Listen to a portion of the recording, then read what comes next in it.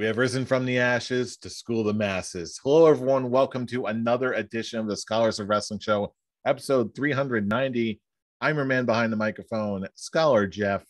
Joining us this week is the one and only OG Undisputed Scholar himself, the one and only Scholar Tarek. Scholar Tarek, read any good news articles lately? Oh, I've read plenty of news articles. I was thinking, we're just going to go through just a simple episode of Scholars of Wrestling this week. We'll just go ahead and do some predictions for Ring of Honor. But today comes along and just think, let's just give us some of the biggest news of wrestling history, at least in our time, because holy shit, it is one hell of an episode we're going to talk about. People are going to be talking about this day for a long time. Oh, don't we know it?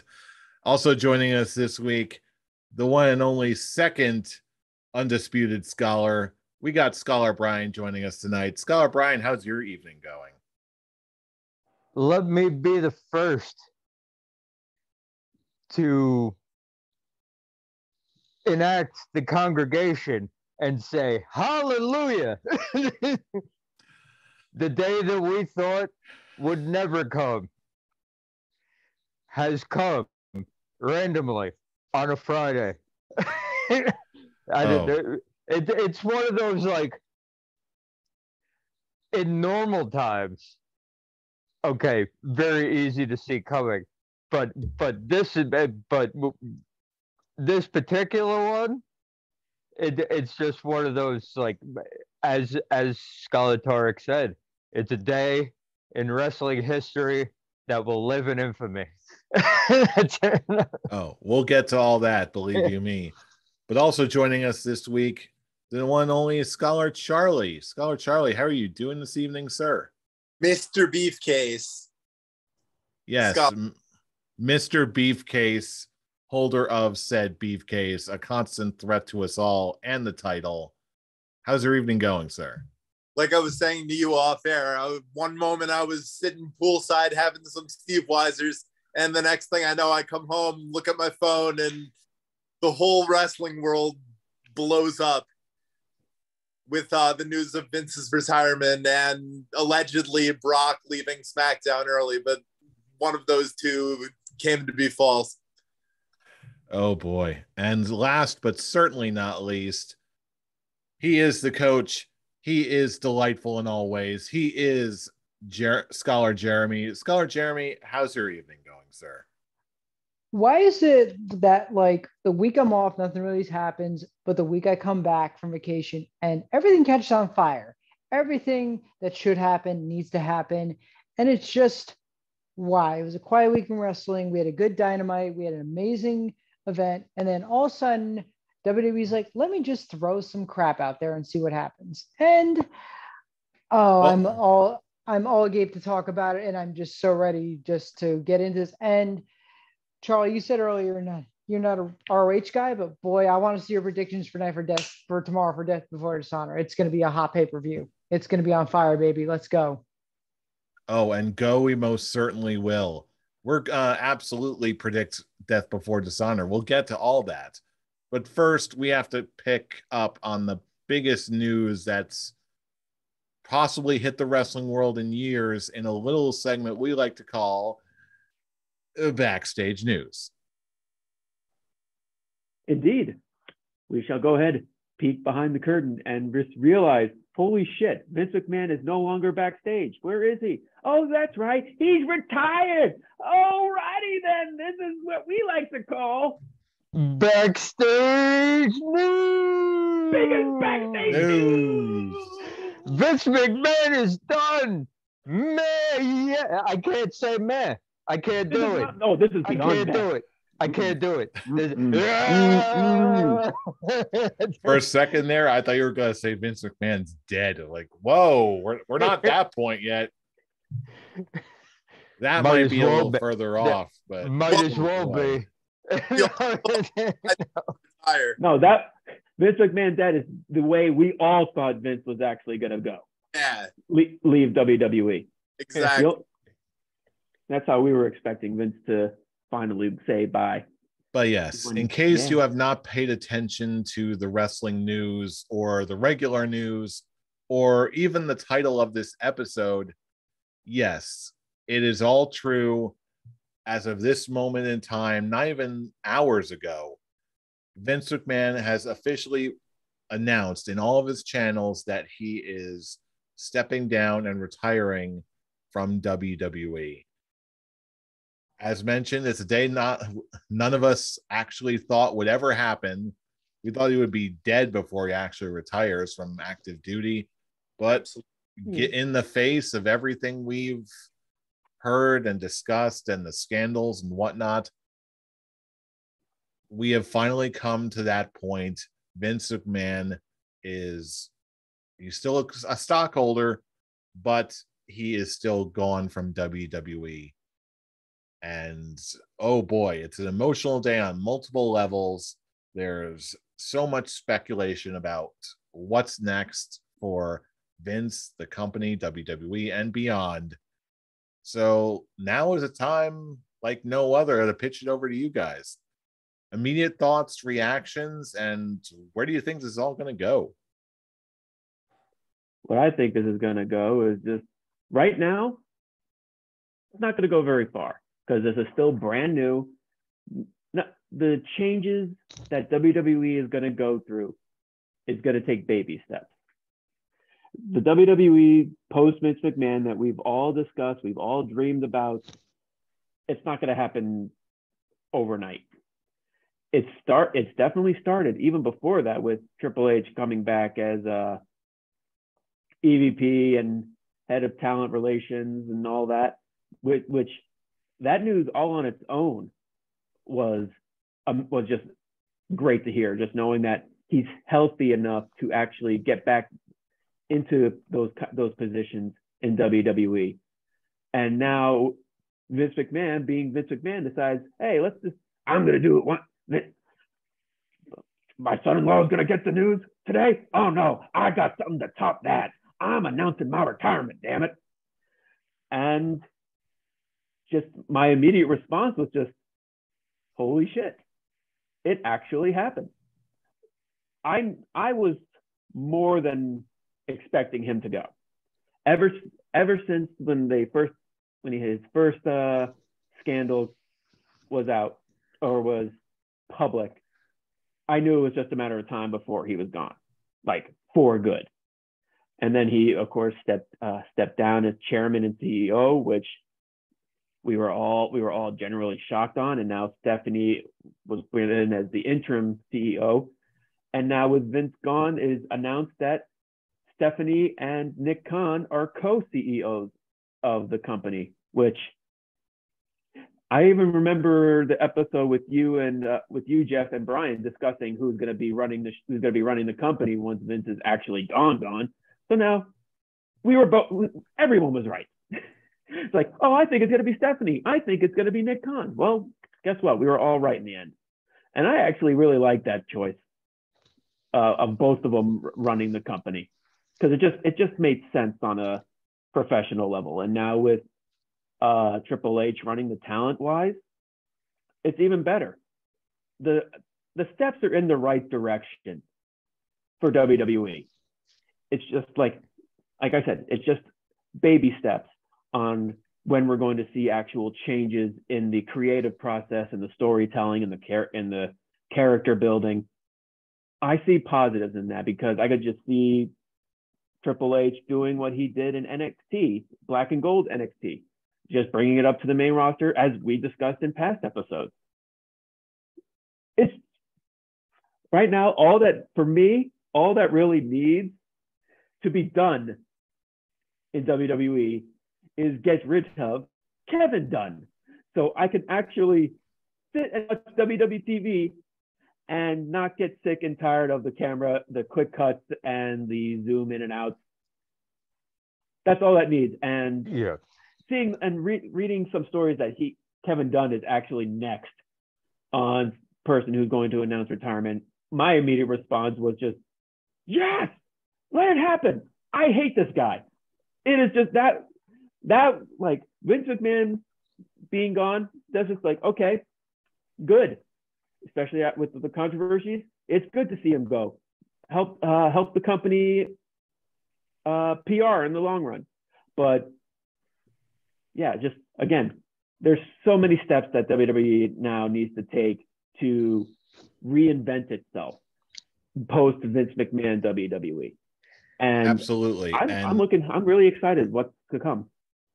And so am I. And honestly, I'm totally on board with that. But for me personally, the one thing I wanted above all else has already happened.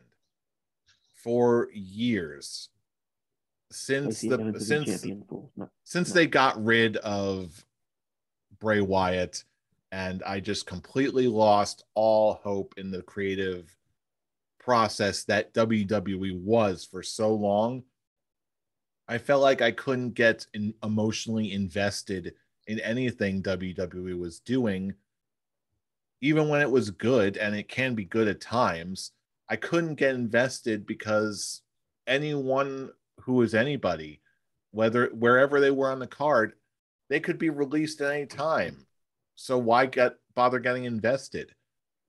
Now, if nothing else, this is a sign of positive change. Like you said, it may take longer than we think. Big gears grind slowly, as the old adage goes. But this is a symbol of hope for positive creative change, at least. Absolutely. In WWE. Okay, let me just piggyback on this. Okay, let's remember, even though Vince McMahon gave the go-ahead on those releases were made by Nick Khan. Okay, so we're not out of the woods on the releases front. Yet. Releases alone, no. But creative process, yes. As for creative process, okay, you're still not out on the woods. You're still not out of the woods on that either, because you still have the head honcho on that, Bruce Pritchard. Okay, so as we've said, baby steps. Okay, the head of the snake. The two heads of the snake are gone. Okay, John Laurinaitis is out. Not confirmed, but come on. Yeah, John Laurinaitis is out. Vince McMahon has stepped down. That's two heads of the snake. Kevin Dunn, okay. Tarek, everybody hates that dude. People who work there hate that dude. People who have worked there hate that dude. Nobody likes that dude. But because he was Vince McMahon's guy, he was able to be head of production, and Vince McMahon's not there anymore. So hey, that's another baby step if it's time to get rid of him. But creative isn't gonna change until you get rid of Bruce Pritchard. Okay, yeah, because Stephanie and Nick Khan are now the heads. They'll give the go ahead, but Bruce Pritchard is the head of creative, and that dude ain't never done anything good. Well, it's also, you got to think of him because he knows how Vince thinks. He knows what to pitch for Vince. Maybe it'll be a completely different aspect, but you never know. He's like Cornette. He's old school when it comes to professional wrestling. So. And right now in the new school of wrestling, you can't be that. You can't be that. So as much as I respect the old school mindset and all that, maybe it's time to get some new blood in the head of creative. And you're not going to give Triple H too much right now. You're not going to give Paul Levesque too much. You're just going to have him be the EVP and the head of talent relations. You're not going to put him on the creative team too, because he's still not fully there yet. So it's a start. It certainly is. And really just pitching it over to let's pitch it over to you, Scholar Charlie. what was your immediate reaction to all this news breaking? And where are you expecting this all to go next? I came home and the news hit me out of nowhere. It was a mix of emotions at first, but mainly shocked that he finally retired. I thought he, as well as you guys did, that he died before he retires, but here we are. It gives me hope in the team of Triple H, Nick Khan, and Stephanie that they have their fingers closer to the pulse of what's going on today and where the company will go in the future. It doesn't happen overnight, like Tarek said, but we're going to get there. I firmly believe that we're going to get to a new WWE that we're not hesitant to watch, if that makes any sense. Oh yeah, that makes sense. Yeah. Mm-hmm. Right. And of course, our man scholar Jeremy, let's go to you. Immediate reactions, and where do you want to see this all go next? I'm actually in the middle. It's interesting because I don't hate WWE, but I despise Vince McMahon. I despise like Nick Khan and everyone else in between. They've ruined the product for so many years. And going back, I remember Charlie was like, okay, so we have Bray Wyatt changing his Twitter handle. So on June 6th, I watched an episode of Raw. It was a slog. It was the first 10 minutes of Cody and Seth was the best part of it. Other than that, I tried to watch it and I was sitting there like, I spent 3 hours watching this show. What am I getting out of it? But from there, That's it's what like, happens when you watch it live. Yeah, I'd rather sit through like 2 hours of Dynamite and get a palate cleanse. But it's just, I'm in the middle. Like, I know you guys are like, okay, we're hoping that WWE is going to turn around. They're going to succeed. I want to see them take a step back. I want to see them like, look, they've done their time. They've been around for almost 40 odd years. And I think it's time for All Elite Wrestling just to take their place ahead of them. WWE needs to move back. I'm sorry. Like, people are like, oh, they're giving the main thing. I'm like, what? Like, AEW is the hot promotion right now. They have everything. They're the new Attitude Era. They're everything I've wanted to watch. The fact that Vince McMahon finally steps down, okay, I'm a little nervous. Can WWE get ahead of AEW right now since they're so far behind, at least in my opinion? That's how I see it. Vince, congratulations on your retirement. Fuck you. You suck. You ruined so many years of wrestling for me. I'm glad you're gone. I'm glad you didn't pass away beforehand, but goodbye, good riddance. F you. Good in your retirement. Later. See you. And let's see something better. Because I'm sorry, so many years. I've been aggravated since 2000. WrestleMania 2000 was the point that broke me in WWE. And as much as I cared about them, I have not cared about them for 22 years. With all the crap they put me through and all the other stuff, let's see what we can do WWE, but let's let AEW take over for a while because you guys need to just rebuild yourself from the bottom up. I'm sorry, Vince, congratulations on your retirement, but good riddance, goodbye, see you later. And let's just see what the future has to hold for us. The error, no intention to wear the shirt they have, the error of the All Elite. This is what I want to see going forward.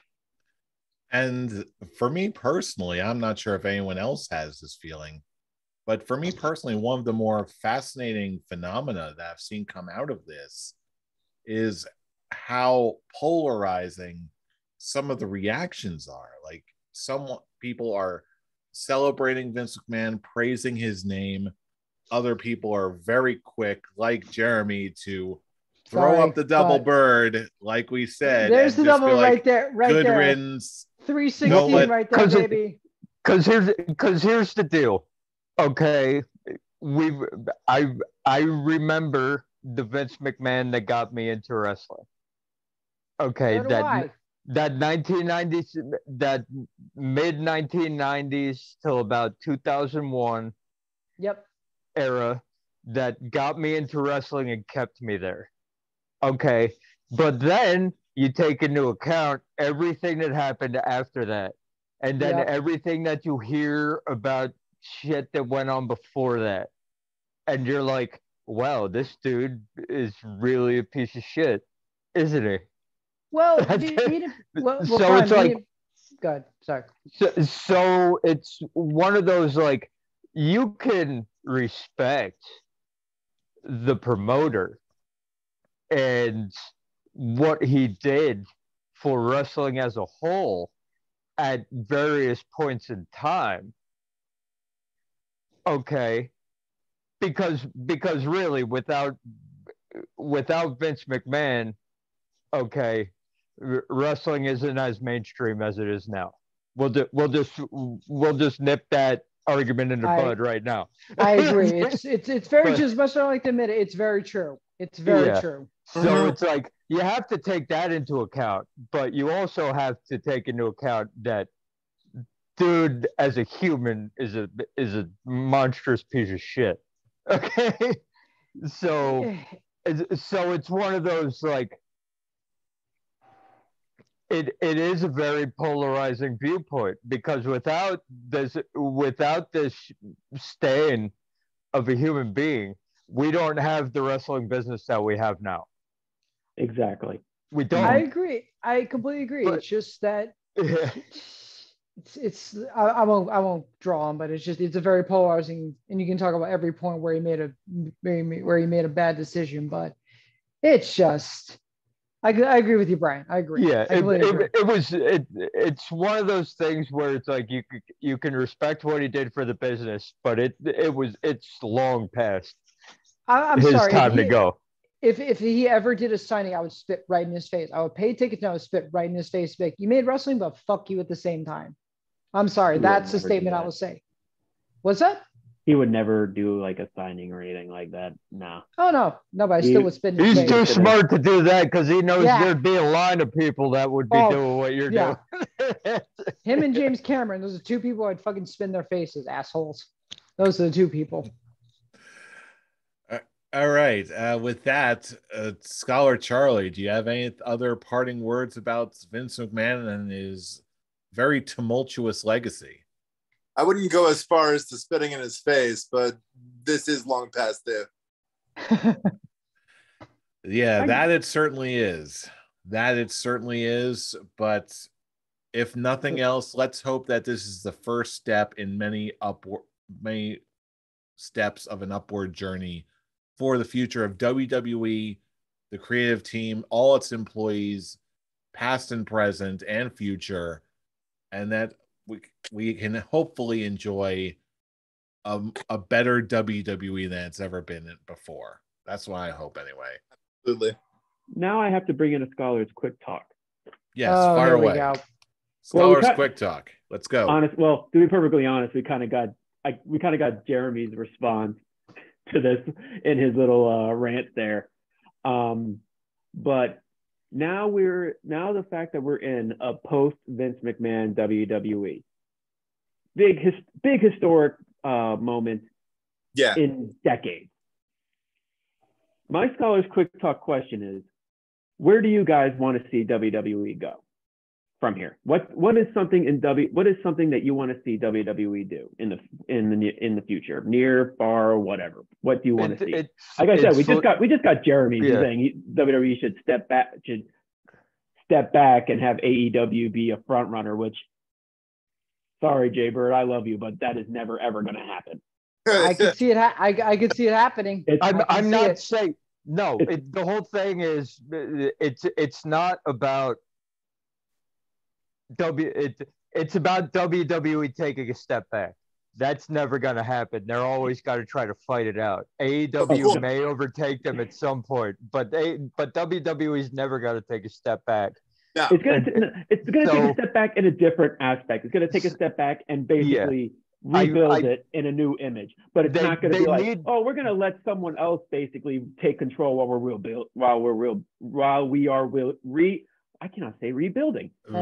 are rebuilding. But it's never gonna be like, here, let's have someone else take controls while we're doing it. No, they're gonna be like, here, world, watch the new WWE as it unfolds. But yeah, back to the question: what do you want to see Like, what is something in the new WWE that you guys want to see? What I want to see is them get back to logical storytelling. That's where it's just not. I want to see the end of rematches over and Yes. over and over and over Yes. and over and over Thank and you. over Thank again. you, Brian. Thank I'm you, like, dear it's God. not Thank that you. hard. I'm like, it's not that difficult. It's not that difficult to have a flowing story. You just have to work at it. What I'm saying. It was earlier this year that news broke that Vince or someone on creative wanted there to be no Raw singles matches without meaning. And there we were having rematch after rematch after rematch after rematch, being the complete opposite of what they said that they were going for earlier on in the year. Exactly, because they figured out that they were in too deep with what they were already doing, and they couldn't legitimately switch to that. Now you can step back after SummerSlam. Okay, after SummerSlam. Oh shit! After SummerSlam, you can do a reboot. It's like SummerSlam is like your number 2, right? It's supposed to be your number 2. Yeah. So it's like you could do like a full reset after this. You're gonna lose Brock Lesnar after this because they put a couple. He did leave the building, but they put a couple extra zeros in his paycheck to bring him back for one match, so they wouldn't have to call in Goldberg. That's it. Oh, that's what happened. I almost guarantee it. He definitely left the They're a building. billion-dollar company, dude. They'll throw money where they need to get someone there. Exactly. The moment he left, the moment he got in the limo, they were on the phone with him. Just hey. 500,000? Okay, 5 million. There you go. You're good. That's literally what it comes down to. It's one extra zero. Just do this one match, and then we can call it even, and we'll call your contract a day. So it's like you can legitimately do a full reset after this. Yes. You've got all your rematches out of the way. You're not going to do the Usos and the Street Profits anymore. You're not going to do. So it's one of those. You can start the full reset after SummerSlam, and you can get back to logical, flowing storytelling that isn't based off of rematches and title contendership matches. Yeah. And I will say that Jeff. I can sum up everything I want to see in a single word: expansion. I want to see WWE as we know it now is bigger than it's ever been. It's more lucrative than it's ever been. So I want to see this company expand in multiple areas. I want them to expand their viable roster. I want them to expand their main eventers so that we can truly get the best of the Attitude Era, which really was viable main eventers and not just building the entire company around one, maybe 2 people if you're lucky. Have a bunch of people who could possibly bring it all home and main event the pay-per-view so we get more variety. And number 3, you're already the biggest, unfortunately. I know I love AEW as much as you do, Jaybird, but as of right now, they're still technically the biggest wrestling company in the United States, if not possibly the world. They have the resources, they've got the capability to cater to everyone beyond just a small number of just kids and families. You can reactivate NXT Black and Gold, give that kind of content for the more seasoned wrestling fans that they go for. And actually, when you call someone up to the main roster, quote unquote, you can actually use them in a proper way, utilize them, build their following, and cater to all wrestling fans, not just the diehards, not just the kids, everyone. You've got the means. Now all you got to do is do it. Well said, Jeff. To an extent, I agree with that, Jeff. I agree with Jeff, but go ahead, Tom. I will say, not just have it for NXT, have it for the main roster. For NXT specifically, the one real problem that WWE's had with NXT is that when you do have the call-ups, it's pretty much resetting their characters. What they did in NXT means jack shit. I mean, look, the most recent example is Tommaso Ciampa. What is his character in the main roster other than just the Miz's lackey? That's nothing it. Right now. That's it. He is nothing more than just a lackey for the Miz. And they completely erased all of his history, essentially, in NXT to have just a body. Continue with what you said. These stories and building in NXT actually mean something when they join them at the main roster. Now that you have the person who pretty much made NXT something that we've loved in the past, be one of the big names of the company. Oh, I could now see NXT actually being the actual stepping stone and creating the stars and them being called up to the main roster actually mean calling up. Now they're ready for the main roster. You're not erasing their history that they've done. They're not starting brand new.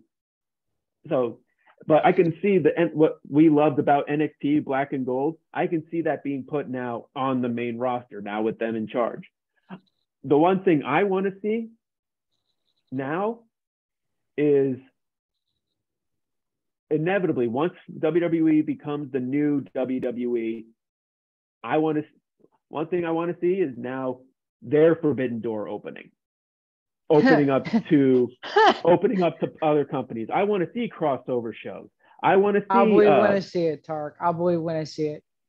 We've already had Xavier Woods tonight reference New Japan and Ring of Honor on SmackDown tonight. He did do that. And Mickey James' Rumble does not count. Okay, that's a one-time thing, but I'll believe when I see it. So Mickey, it's baby steps.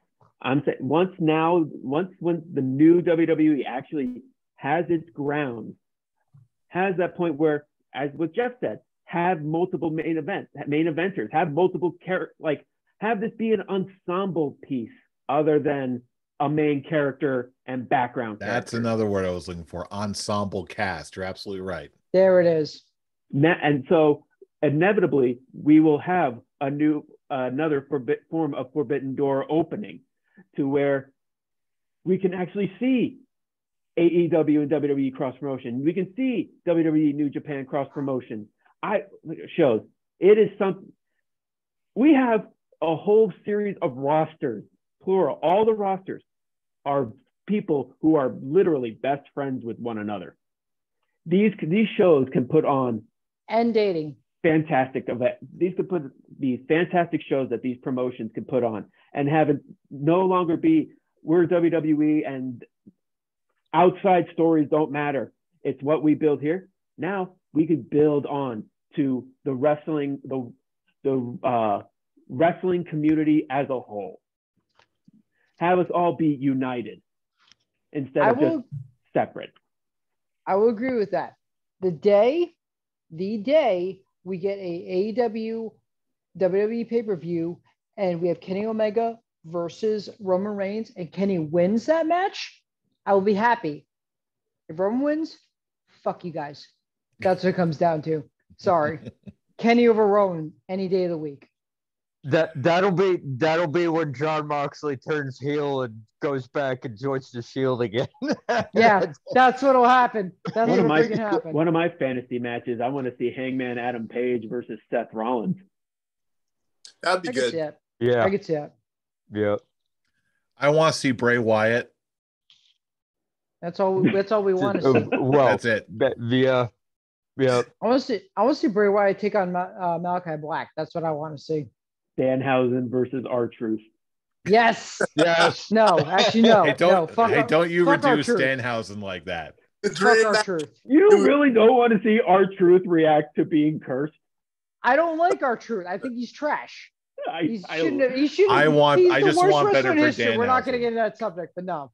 I don't like R-Truth. Clearly, I think we're getting a little bit off topic here. R-Truth, the possibilities now are endless for those doors to be open. It is. I would take the great cheese over R-Truth anyway, but continue. Ooh. You, sir.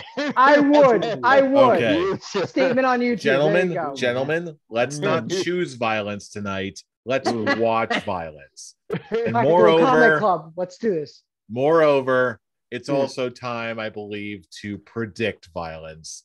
Because as of tomorrow, we've got the return of Ring of Honor to pay-per-view. We've got Death Before Dishonor 2022. So without any further ado, let's just dive right in and start predicting. Just announced tonight, another pre-show match.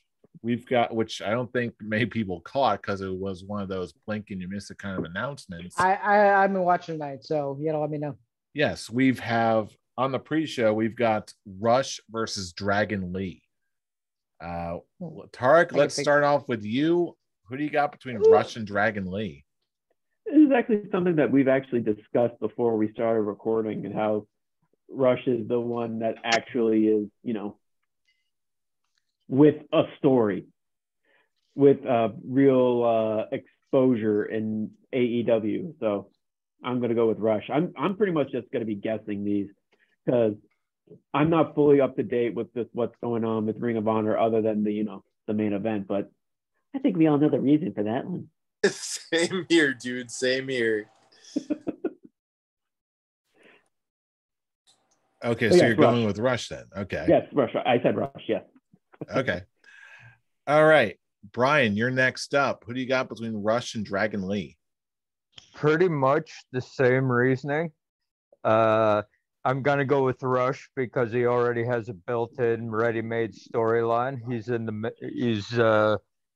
He's teaming up with Andrade, and so you want to continue that exposure. You want to continue their winning ways, especially with what's going on in Andrade's career right now, with the announcement that he's going to be a part of Ric Flair's final match.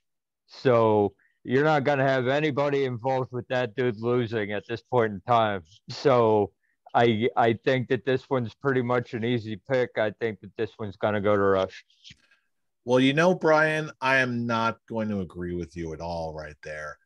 I am not going to pick Rush just because he's in a storyline on AEW television. I'm going with Rush because I'm a stone cold coward. Charlie, your pick up. Who you got? I'm going with Rush. Brian told me to. And Jay Bird, who do you got between Rush and Dragon Lee? All right. You dumb mothers. Okay, it's not Rush, it's Roosh. Okay, he's from Mexico, so it's Roosh. Number one. Number two. Look at the pretentious guy over here. I'm the Ring of Honor guy here. Don't start me. I'm gonna rip on you guys all night. Look at the fancy boy with all his proper pronunciations. Roosh. It's Roosh. My apologies. No, it's all good. I was waiting for this. So okay, he's part of La Faction Ingobernable with Andrade. So he's not going to lose. Against Dragon Lee, mainstay of Ring of Honor. No way. It's going to be Roosh all the way. So give it 3 to 5 minutes. Maybe he'll kill him quickly. Maybe he'll beat him quickly. But it's going to be a quick match over pre-show. All right. Cool. And with that, we get to the next match on our pre-show. We've got Allison Kay going off against Willow Nightingale. We've been seeing a lot of Willow Nightingale and not too much of Allison Kay lately, but she has been a mainstay for quite a while. Brian, it's your pick up first. Who do you got? What you just said is what's giving me my answer. We haven't seen much of Allison Kay. We've been seeing a lot of Willow Nightingale in many different promotions, not just AEW. She's all over the place right now. So I'd give her a win. I'd give her a little bit of a run. So I'm gonna go with Willow. I'll tell you what, they definitely see something in Willow Nightingale. But then again, you'd be a stupid fool to not see anything in Allison Kay and reintroduce her to a whole new crowd of fans who may possibly be just rediscovering or discovering Ring of Honor for the first time. I'll be honest, I'm a little conflicted here.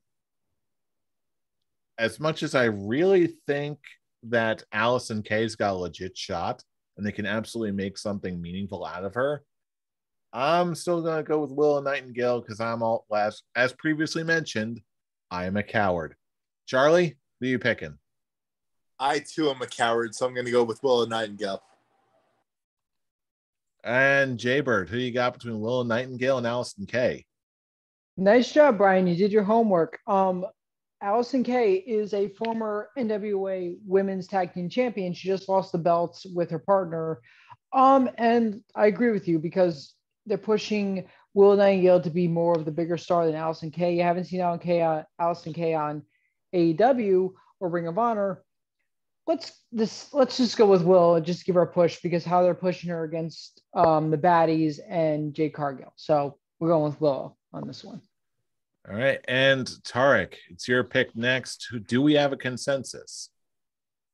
I'm going to say yes, just because I just want to answer with Willow Nightingale, Willow Nightingale. Oh. Okay. That was beautifully sung, sir. Sing me another song. Sweet Nightingale. Okay. I just watched Cinderella recently with the kids, so it just immediately. That's what I thought you were going for. Dude. Now it all makes sense. But yes, going into. So, by the way, supposedly we're going to get another match on the pre-show. I did not catch what it was because they blazed through those announcements like crazy. But let's just move on to the rest of the card proper. Next up, we've got a 6-man tag match for the Ring of Honor 6-man titles.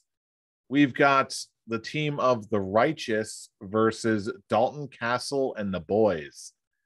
And for this one, because we've got enough people going around, just to make sure that there might not be a tie in the works, we're going to introduce the good old-fashioned random predictor wheel for an extra bonus point after our predictions. So in case there's a tie, hey, we'll take it to the wheel and leave it to chance to see who will break that tie. So it's my pickup. The wheel of morality. That's all I think about when I think that wheel. Wheel of wrestlers, spin, spin, spin. Tell us the wrestler that really should win. There we go. There you go. That. I will agree. Is that acceptable? We're good. That is very acceptable. I'm very happy with that. All right. So it's as a demo. You got to say that I'll every go time first. you spin it. Well, fine then. I will. And I'm going to go first for this one. I admit, as much as ever that in the entirety of the Righteous looks like they basically look like the cast of White Zombie, and I'm as much as I'm here for it, something tells me that as much as this could be the introductory coming out party for the Righteous, only Dalton Castle and the Boys have had a presence on AEW TV so far. So I'm thinking this is going to get, we're going to have new 6-man tag titles, tag champions. I'm going to go with Dalton Castle and the Boys to win. So now I'm going to leave it up to chance for my bonus prediction. Basically, if my person ends up getting picked and they win the match, if they score the pin specifically, in the event of a tie, I get a tiebreaker point. So with that, let's hit the button. Wheel of wrestlers, spin, spin, spin. Give us a wrestler we really should win. And my pick is Brandon Tate, one of the Boys. Apparently, they're a couple of brothers, the Tate brothers. So yeah, I got Brandon Tate. Charlie, who's your prediction? And then we'll get right into the wheel. I'm going to go with Dalton Castle and the Boys because I have no idea who the other team is. Okay. We got another one for Dalton and the Boys. So let's go to the wheel for Scholar Charlie. Wheel of Wrestlers, turn. Tell us the wrestler that really should win. Oh, wait, I messed that up. Who cares? It's both are blue. Who is he getting? We got the other Tate brother, Brent Tate. Sweet. All right. Jaybird, drop some wisdom on us. Who do you got for this one? Okay, so because I pay attention to a lot of the Twitters and everything, Dutch, who is part of the Righteous, so it's Vincent, Bateman, and Dutch are the Ring of Honor World Tag Team Champions. Dutch has been screaming for weeks on Twitter, Tony Khan, defend these belts. Show us what I want. Give us what we want.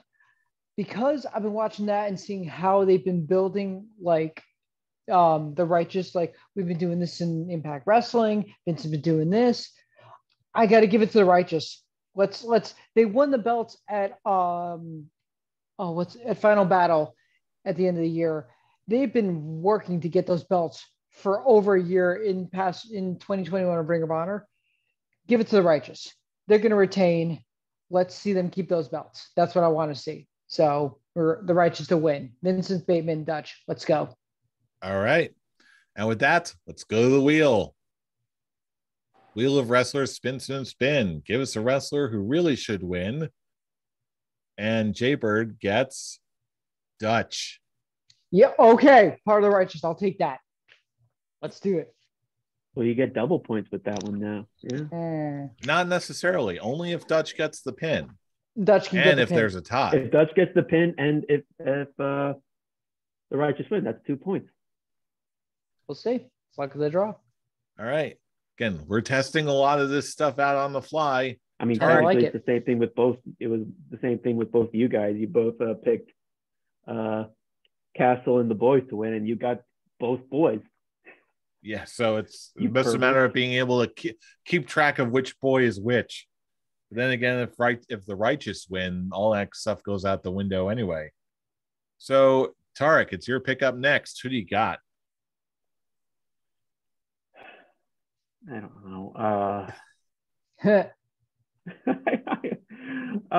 Pick a side, Tarek. Especially, I don't know, because Jeremy put up a pretty good argument about Dutch being vocal about defending the 6-man tag belt. Will that come to bite them in the ass in the end? That's the $1 million question. I'm gonna go with Dalton Castle and the boys.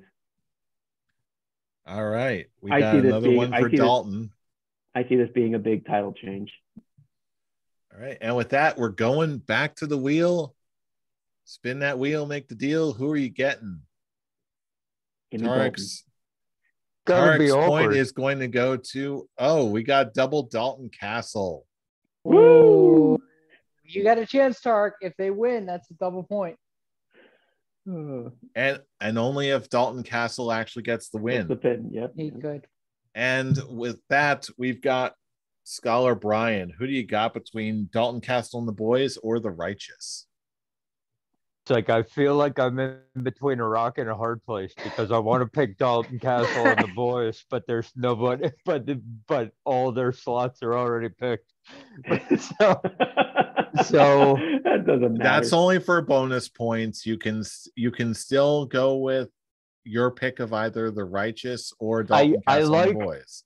I like the fact that the Righteous are building themselves up on Twitter for this title defense, but correct me if I'm wrong. Didn't Dalton Castle and the boys just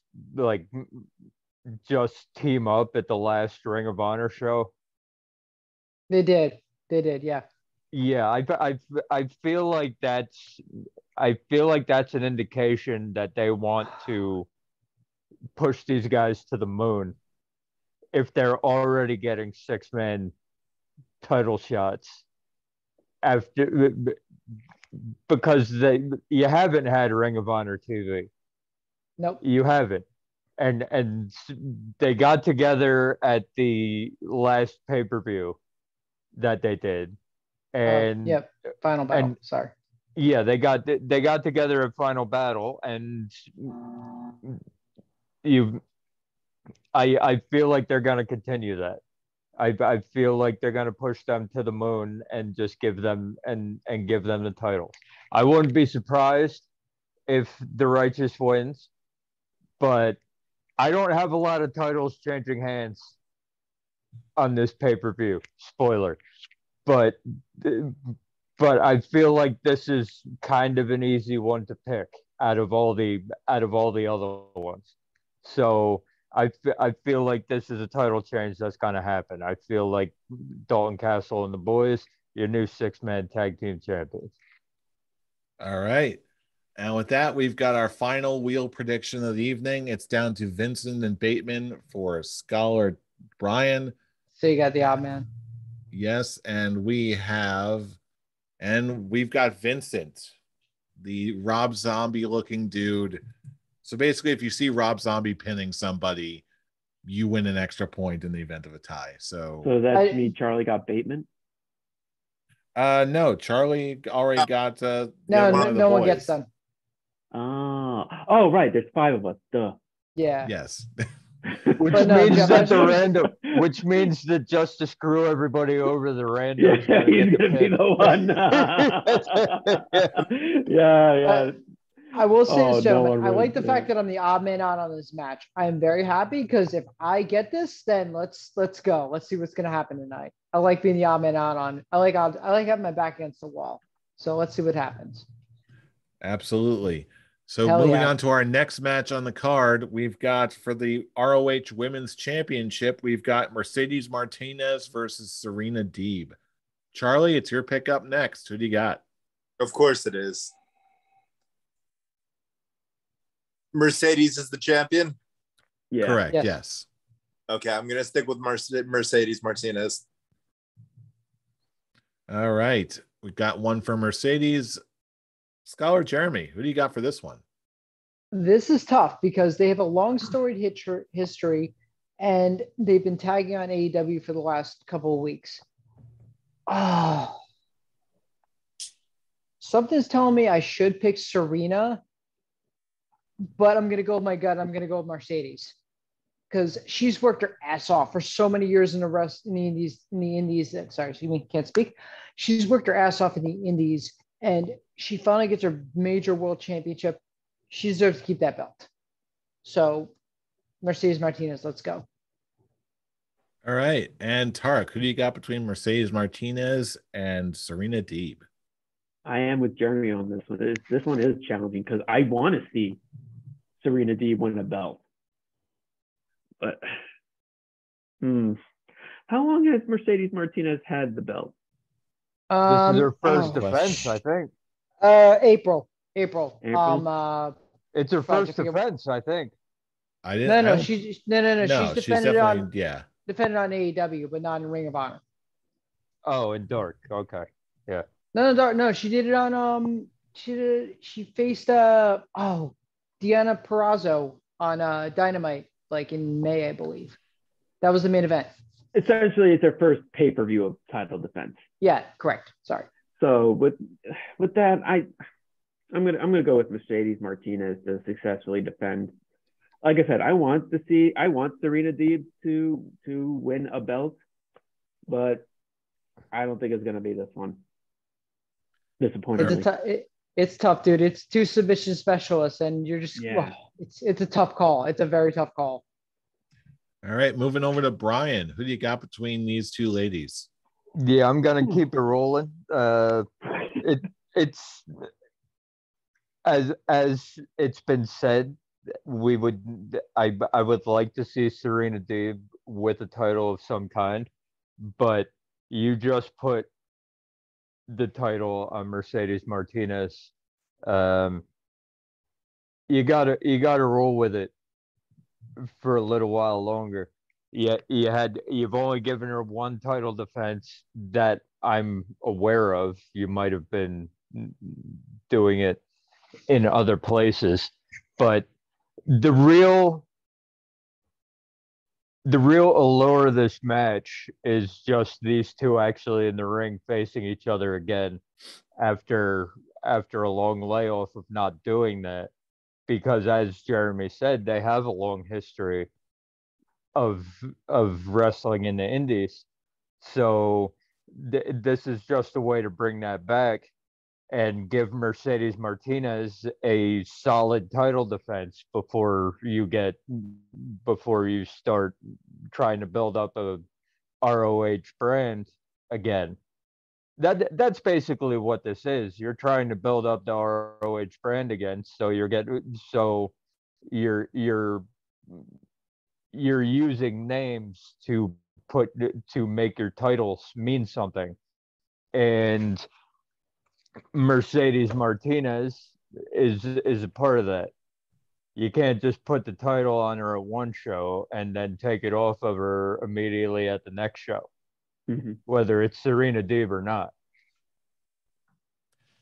All right. And with that, it's my pick. I'm going to go with Mercedes Martinez for all the reasons you just said, because I'm a coward. Also, you'll see why. I think you made that abundantly clear. The last few predictions, how much of a coward you are, fool. Oh, I'm getting rid. Let's put it this way: I'm getting rid of my cowardice now, because later on I'm going to make some bold predictions. And next up, we've got what is quite possibly in the running for match of the night. We've got the FTR versus defending the titles against the Briscoes, the tag titles, in a 2 out of 3 falls match.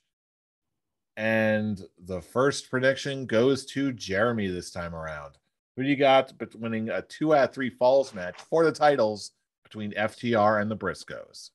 Oh, of course I get the. Why do I always get the worst matches that give me the biggest headaches? But really shouldn't be that hard. No, Yeah. if you, well, AEW screwed my plans. That's the thing. AEW fucked my plans over, because good for them, but if Swerve and Our Glory did not win the tag belts, I was gonna call it. It was gonna be FTR versus the Bucks at All Out, but they changed their plans. I still think FTR is in the title match at All Out. No. Let me finish. So coming down to it, even though they screwed my plans, I still think, because they've done such a good build up. Did anyone watch the ROH confrontation between the FTR and the Briscoes? Yes. They spilled hold on. They spilled $180 bottle of tequila. Come on, dude. You don't build a 2 out of 3 falls match and not have to set up things the right way. It's FTR. It's going to be FTR. They're going to win. Hands down. 2 out of 3 falls. It's going to be FTR. No way. Let's do this. All right. Going over to Tarek. Who do you got between FTR and the Briscoes? I'm going to go for the team where one of them's going to fight like an 8-year-old girl. Good man. I'm going to go with FTR, because I just want them. They are hands down one of the best things that's going on in professional wrestling today. Yes. I love FTR. I've always loved FTR for a long time. I still want that visual of them holding all the 4 tag team titles. Yep. They're going to do it. And they're not going to do that if they lose the tag titles tomorrow night. So all right. I'm going to go with FTR, fight like an 8-year-old girl. Brian, your turn. Who do you got? I love FTR. Let's throw that out there to begin with. But I'm going to be that dude. They're going to fight like an 8-year-old girl with a torn labrum. Remember, Dax Harwood has a torn labrum right now. That gives them an out. Okay, they already beat the Briscoes. You don't run that back and have them beat them again. So I am going to say that this doesn't end the feud. This just makes them even again. I've got the Briscoes to win the championship, and then you can start actually building FTR versus Swerve in Our Glory. I just don't.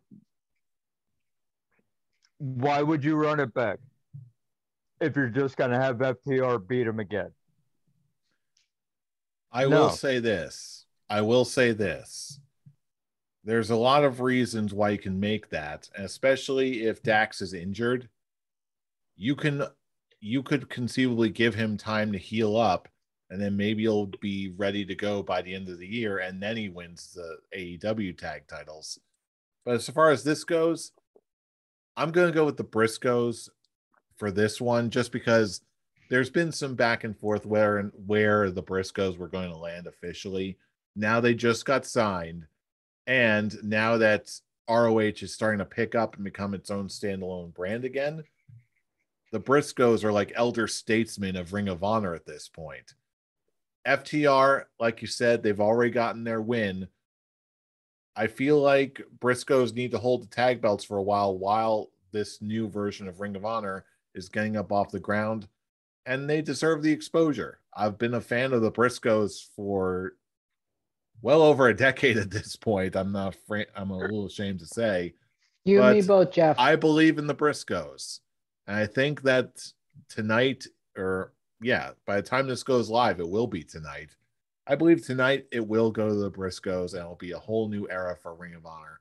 FTR will be fine. And like you said, they're going to pick this feud up again in the future. They can do it forever.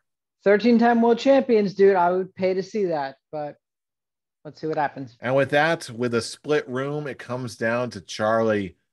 Charlie, who do you got? Split, break the tie. We've got FTR. We've got the Briscoes. Who are you going with? Much like Tarek, I want to see FTR win all the belts. So FTR is retaining. My boy. Okay, and there we go. Naive little men. It can still go any which way. Anyway, we're going back to the top of the order for Tarek, and you're getting for the Ring of Honor Pure Championship, the champion Wheeler Yuta defending against Daniel Garcia. Tarek, who do you got? I'm going to go with Wheeler Yuta to successfully retain. I really don't have anything else to add to that other than just Wheeler. All right, Brian, who do you got between Wheeler Yuta and Daniel Garcia? See, I think that the way this night is going to go is that one of the Blackpool Combat Club is going to win. One of the Blackpool Combat Club is going to lose. I don't think you get full Blackpool Combat Club dominance on a show that isn't AEW. Not yet. Not right away. As that is being said, and as I piss off Scarlett Tarek with what I'm about to pick, knowing what I just said. The second you said it, the second you started, I was like, yep, I know where he's going with this. I think that they're more interested in building up Wheeler Yuta right now to be on the same level, on the same kind of level as Bryan Danielson, Jon Moxley, and Claudio, that he can't lose here. I feel like it's not time to have him lose. I think it's time for him to actually bring it to a different level in a singles match. Okay, every time he's brought it to a different level since he's been in the Blackpool Combat Club, it's been in a tag team while he's been with Moxley, Danielson, or Claudio, or in the Blood and Guts match. This is his first time on his own as a full-fledged member of the Blackpool Combat Club. I don't think you can have him lose here. Wheeler Yuta retains. All right. It's funny. I can't disagree with that, but I still feel like I'm getting the vibes that, to me, Wheeler Yuta is already a made man. They had him with his whole induction into the Blackpool Combat Club and the matches he's had since then. For me, I feel like if anybody, Daniel Garcia really needs that elevation to the next level. I feel like really the Ring of Honor Pure division is just the place to do that. Wheeler Yuta you can put anywhere, and he's always going to be a threat, especially now. But I feel like the setting is just right for Daniel Garcia's time to shine. I'm going to go with Daniel Garcia. Charlie, it's your pick up next. Who do you got? Wheeler Yuta retains. All right. We got another one for Wheeler Yuta, and we're down to Jeremy. Who do you got between Wheeler Yuta or Daniel Garcia? Of course, it's me. The thing is, the Jericho Appreciation Society has done jack shit in AEW right now. They've done nothing. Like, okay, so they went to Blood and Guts. They beat up Eddie Kingston. They've beat up other people, but they won Anarchy in the arena again. Yeah, they've done shit. They need something to establish themselves. They really, really need something to establish themselves. Oh, this kills me. Acknowledge that beating Eddie Kingston is worth shit. No, it's just my feud of the year, by the way. But no, not in a different story. How can you say it's the feud of the year and then you say it don't mean shit? Because Jericho Appreciation Society doesn't mean shit. That's why. But feud of the year, it just continued to prove that Eddie Kingston can't win the big one because he's lost. Would you leave Eddie Kingston alone? No. Leave Eddie Kingston alone. He's a good boy. What this you proved is that Jericho was right and Eddie Kingston can't win the big one. Except he already did. He beat him already. What? If you go to the scores, he's up. The match that mattered. Oh my God. Oh, we'll talk about this in the Scullies, but oh my God. Leave Eddie Kingston alone. He's a good boy. Never. But I will. It's also hold on. I'll let him actually give his prediction because he hasn't actually done that yet. I haven't. Let's make it official. Unlike Brian, I'm calling Blackpool Combat Club to dominate tonight. Wheeler Yuta, let's go, baby. Garcia should win that belt, but I think Yuta needs to really establish himself.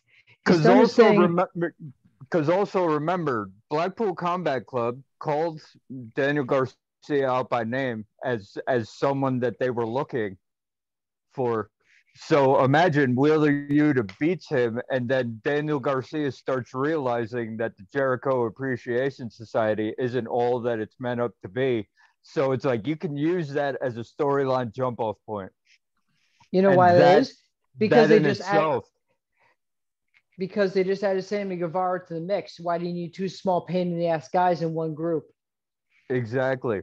Boom. You could start that storyline by having him lose here. I'm gonna go with Wheeler Yuta. Let's go, baby. Very interesting. All right, next match we've got Samoa Joe defending the Ring of Honor TV Championship against Jay Lethal.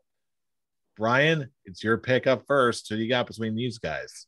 This is pretty straightforward. You're not having Samoa Joe lose the title here. That would be stupid.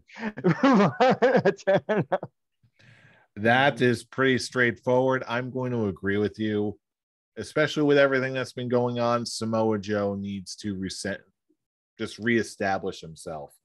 And this is the perfect way to do it in what is absolutely guaranteed to be a great match. I'm going with Samoa Joe. Charlie, who do you got? Samoa Joe's retaining. All right. One more for Samoa Joe. Jay Bird, your pick up next. Who do you got?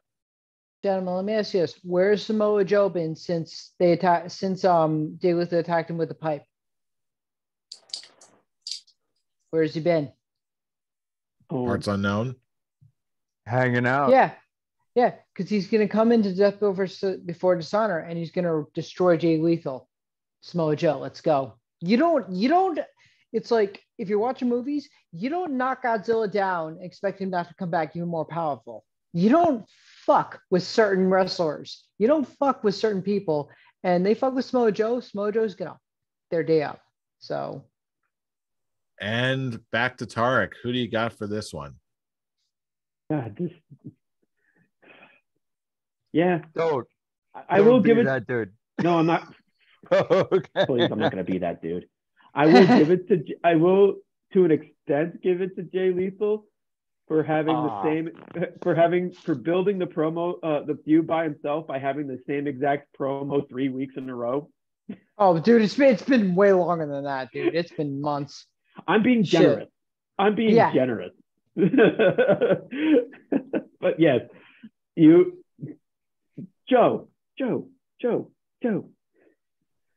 is gonna kill you. I still love that chant. I don't like Samoa Joe, and I'm picking him tonight. Let's go, baby. All right, and with that, we're finally at our main event. So we've got Jonathan Gresham defending the Ring of Honor World Championship against Claudio Castagnoli. It's my pick up first, and I'm just going to put it right out there to the cosmos. As much as Jonathan Gresham could conceivably win this, I feel like with the way they've been presenting Jonathan Gresham, he's really grown on me. He really, truly has. And I think whether he goes to AEW or stays with Ring of Honor, he'll have a place to land no matter where he goes. But as far as when we take everything into account, the return of Claudio Castagnoli, the return of Ring of Honor, Claudio getting hugged by Tony Khan like he was pretending like his name was Tarek. He's so lucky. I want to be in Cesaro's arms. And you know what? He will be in your heart after Saturday, because I am convinced, given what we know of his history and what they want to do with Ring of Honor, I think this is the perfect place for him to treat him like the big deal that he deserves to be and give him the title that has always eluded him since his time in Ring of Honor. I'm thinking that Claudio is going to win, and we're going to have a new Ring of Honor World Championship, the ideal champion to usher in this new era of Ring of Honor. Yeah. Charlie? I agree. What do you got? Claudio. After that speech, like, what do you think, Charlie? Yes, sir.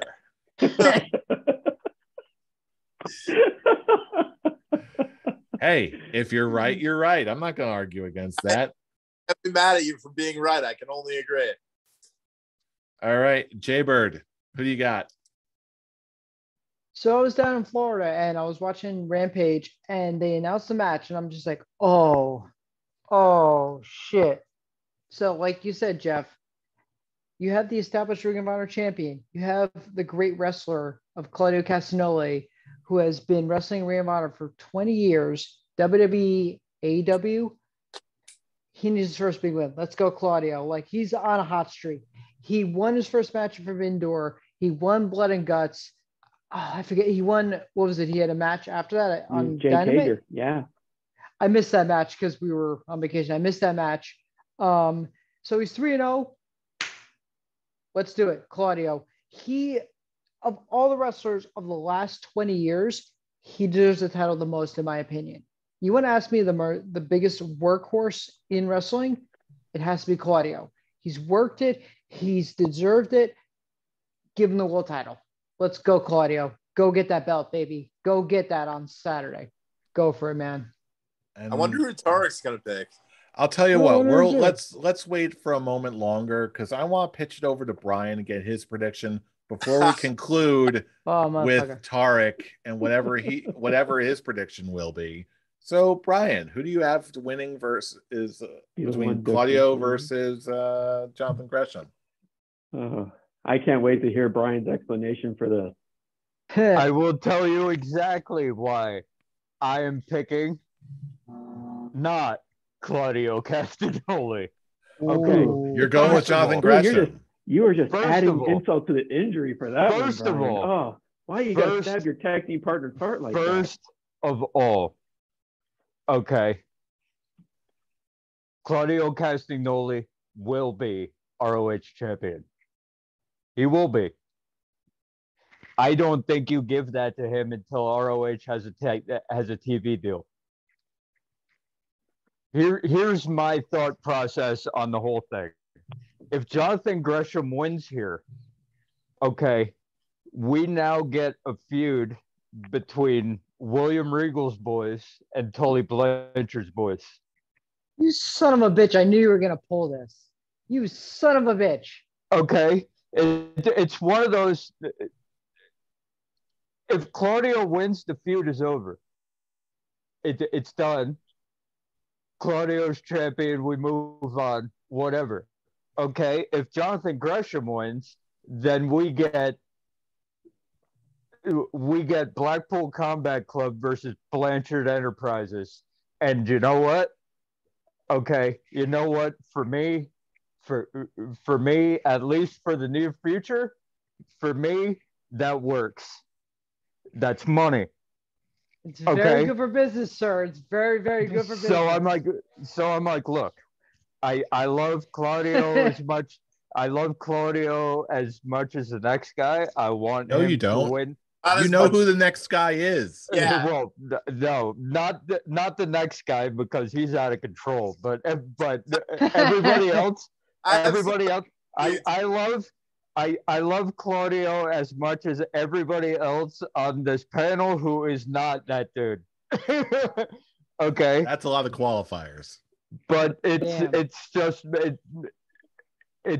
I'm all in what's best for business, what's not best for the individual. And I think what's best for business at this point is Jonathan Gresham completely cheating to win because nobody in the Blackpool Combat Club is around.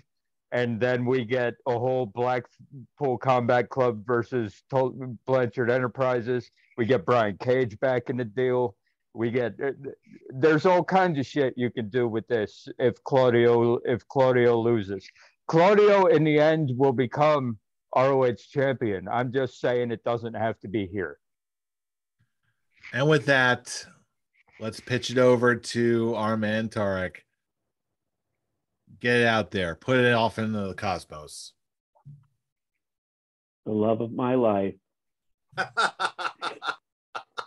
Claudio Castagnoli is going to win the Ring of Honor World Championship because they are just promoting it as the title, as Jeff said, as the title he's never won, as giving him that big step, giving him a world title that he has so long deserved. If he wins this Ring of Honor Championship, I don't know, I'll say tomorrow. As we're recording tomorrow, as when the episode airs tonight, he will finally be out of my Scallies as underappreciated wrestler that he has been in for years, since the very first Scallies. As Cesaro has been in that category. Yeah, for how many Scallies have we done? Oh, a lot. I don't remember. He's been in that spot every single time. This will be the year he gets out of that spot, and he's going to do it by winning the Ring of Honor World Championship at this show, because I'm not going to say whether it's tonight or tomorrow. He's at this show, and I am going to climax, G1 climax all over the place. And so when he does it, and I have to text you tomorrow, and I have to text you when the show's over, what are you going to be just G1 climaxing all over the place while Bobby Roode's theme song is just exploding. Glorious, I won't give in, I won't give in. Okay, I really wish you would. Oh, and I will be that Randy Marsh meme. God! Oh God! Come on, man! You had to make it weird, Tarek. You knew that this was going to happen. Wait a minute! It's weird now. That's why I couldn't. All the times I have basically just talking about just how aroused I get when I see Claudio Castagnoli. Now it's weird for you. You never brought out the Randy Marsh meme. Never once. It will be the Randy Marsh because he was going to win a world championship. That is so worth me being the Randy Marsh meme. And here's my caveat. Disgusting. Here's my caveat though. Now imagine how satisfying it's going to be. when he gets screwed out of the title this time, and then he spends 3 months chasing it, and at the next pay-per-view he beats his ass. He's still getting out of your underappreciated. He's already out of your underappreciated. He's already, from the fact that they let him just completely take over that blood and guts match. Do you think that would have ever happened? Direction. And keep that. Why halt his momentum? I'm just saying. No, keep the momentum running. I'm just saying you lose the storyline possibilities just to have a Randy Marsh moment. But boys, think about it. If he loses the Ring of Honor World Title, he's still, I will say this, give him a year, maybe 2, AEW World Champion Claudio Castagnoli. That's a Randy Marsh moment. You're welcome. I want to see Blackpool Combat Club. Oh, that's a Randy Marsh moment. Come on. I said that's not only a Randy Marsh moment. Oh, sorry. That's just explosions everywhere. I will be a nuclear explosion once that happens. Hell yeah. Okay. Anyway, Jeff. Jeff, you saved me for last, and you were ready to experience what I'm going to go through with this prediction. Correction. I thought I was prepared. I thought I was ready. I was not. You never motherfucking ready, dude. Come on. It will always. It'll always be like with Claudio Castagnoli. When it comes to him, I think with my heart and with my penis. And on that note, I will say this on the last note. I came in this fully prepared to be wrong.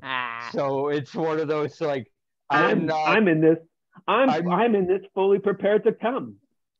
Yeah, he doesn't have his pants on anyway, but there's a reason why we can't see his entire body. All right. Well, clearly you have heard what we stand. Ooh, Claudio. Clearly you have heard where we all stand with all the predictions for Death Before Dishonor. Awful. Now is where we're pitching over to you, our fellow fans. Have it with some of his coffee. Oh, come on. Stop. Was it good for you? Oh, it was great for me.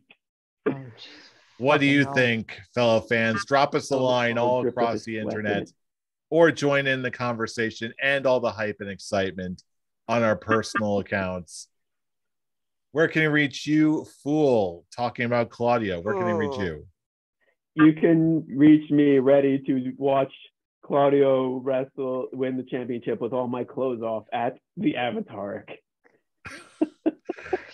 Brian, where can he reach you? You can catch me reminding the Scholar Jeff that the last 5 minutes are all on him at Atomic Beanpole. Charlie, where can he reach you?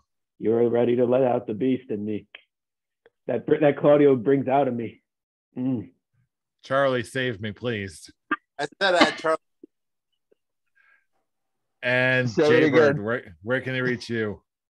You can find me taking a shower after this ordeal at Hero Huey 316. And you can find me desperately trying to put bleach in my eyeballs at Robbie Rage. You put bleach in your ear hole. That's horrible. Yeah, like I said, my earballs. Hey Jaybird, is that a cold shower? Is that a cold shower? baby? Yeah, it is. I don't know why I was expecting anything less. I hope you all didn't expect anything less, because you all know who we are. We are the Scholars of Wrestling, and you have just been schooled. You're welcome. You're welcome. See you all at Death Before Dishonor.